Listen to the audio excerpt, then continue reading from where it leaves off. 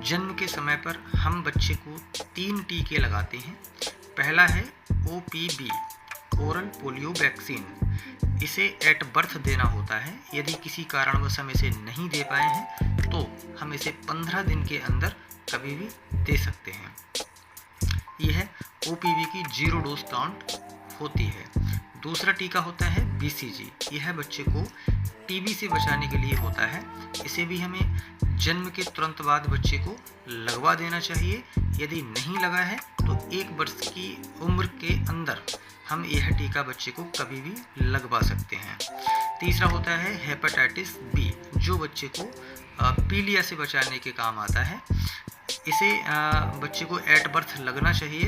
यदि नहीं लगा है तो 24 घंटे के अंदर हम इसे कभी भी दे सकते हैं। यदि 24 घंटे तक यह टीका बच्चे को नहीं लगा तो हम यह टीका बच्चे को नहीं लगाएंगे।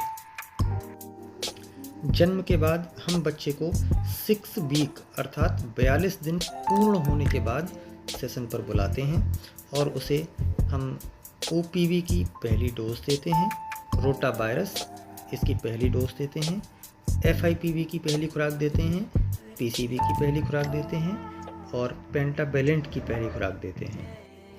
6 वीक के बाद बच्चे को 10 वीक पर एक और टीका लगता है, जिसमें हम बच्चे को OPV की दूसरी खुराक देते हैं, रोटा वायरस की दूसरी खुराक देते हैं और पेंटावेलेंट की दूसरी खुराक देते हैं।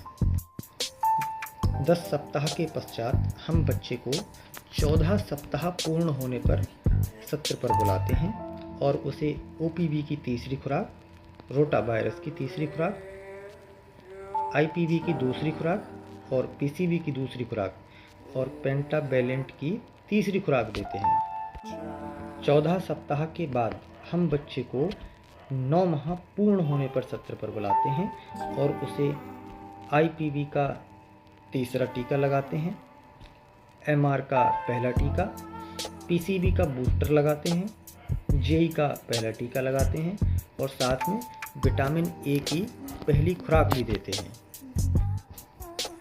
9 माह के बाद हम बच्चे को 16 माह की आयु पूर्ण होने पर सत्र पर बुलाते हैं और उसे OPV का बूस्टर की खुराक देते हैं, MR की दूसरी खुराक देते हैं, JE की दूसरी खुराक देते हैं और DPT बूस्टर 1 की पहली खुराक मिलती है इसमें बच्चे को और विटामिन A की दूसरी खुराक भी हम बच्चे को देते हैं।